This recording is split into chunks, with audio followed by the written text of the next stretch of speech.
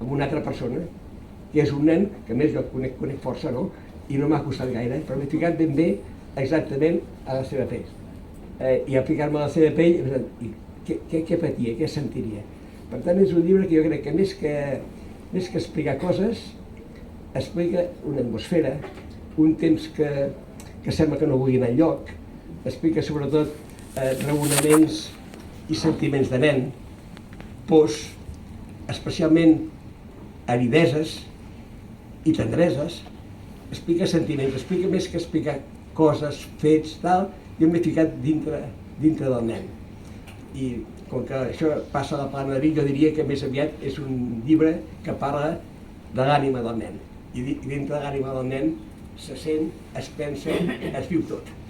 I per tant tot el que passa a la superfície, tot, per molt gros que sigui, sembla secundari. Jo he intentat entrar dintre. I des de dintre el món és espectacular.